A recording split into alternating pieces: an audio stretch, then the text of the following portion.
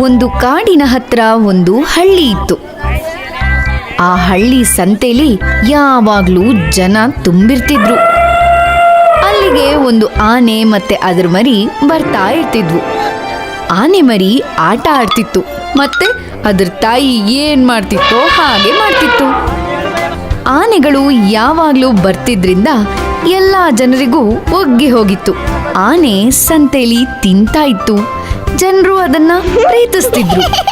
ಮಕ್ಕಳೆಲ್ಲ ಆನೆ ಮರಿ ಜೊತೆ ಆಟ ಆಡ್ತಾ ಇದ್ರು. ಈ ಆನೆಗಳು ಅಂಗಡಿಯಿಂದ ಅಂಗಡಿಗೆ ಹೋಗ್ತಾ ಇದ್ವು. ಅಂಗಡಿಯವನು ಏನಾರು ಕೊಟ್ರೆ ಆನೆ ಮರಿ ಅದರೊಡನೆ ತುಂಟಾಟ ಮಾಡ್ತಿತ್ತು. ಆದ್ರೆ ಎಲ್ಲರಿಗೂ ಮರಿ ಅಂದ್ರೆ ತುಂಬಾನೇ ಪ್ರೀತಿ, ದರ್ಜಿಯನ್ನ ಬಿಟ್ಟು.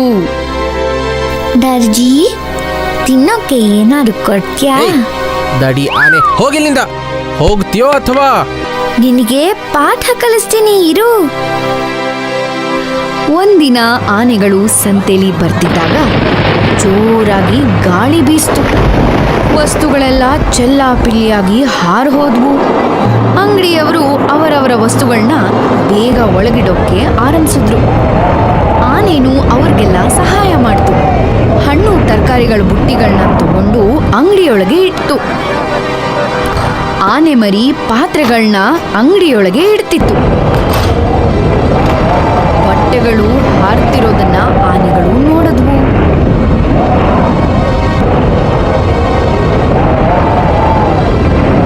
ಅಯ್ಯೋ, ಸಹಾಯ ಮಾಡಿ, ಯಾರಾದ್ರೂ ಸಹಾಯ ಮಾಡಿ, ಈ ಬಟ್ಟೆಗಳೆಲ್ಲ ಹಾರು ಹೋಗ್ತಿವೆ. ಸಹಾಯ ಮಾಡಿ, ಈ ಬಟ್ಟೆಗಳೆಲ್ಲ ಹಾರು ಹೋಗ್ತಿವೆ. ಆನೆ ದರ್ಜಿಗೆ ಸಹಾಯ ಮಾಡಬಾರ್ದು ಅಂತ ಯೋಚಿಸಿದ್ರು ಅವನ ಸ್ಥಿತಿನ ನೋಡಿ ಮನಸ್ಸು ಬದಲಾಯಿಸ್ತು. ಅಯ್ಯೋ, ಸಹಾಯ ಮಾಡಿ, ಯಾರಾದ್ರೂ ಸಹಾಯ ಮಾಡಿ. ಆನೆ ಬಟ್ಟೆಗಳನ್ನೆಲ್ಲ ತಗೊಂಡ್ರೆ ಆನೆ ಮರಿ ಹಾರಿ ಹೋಗ್ತಿದ್ದ ಬಟ್ಟೆಗಳನ್ನ ತನ್ನ ಸೊಂಡಿಲಿಂದ ಹಿಡ್ಕೊಂತು. ದರ್ಜಿ ಆನೆಗಳಿಗೆ ಬೆನ್ನು ತಟ್ಟಿ ಧನ್ಯವಾದ ಹೇಳ್ದ. ಧನ್ಯವಾದ ಗೆಳೆಯರೇ, ಕ್ಷಮಿಸಿ, ತೊಂದರೆ ಕೊಟ್ಟೆ. ನನ್ನ ಕೆಟ್ಟ ನಡವಳಿಕೆಯನ್ನ ಕ್ಷಮಿಸಿ. ದಯೆಯೇ ಪರಮಧರ್ಮ.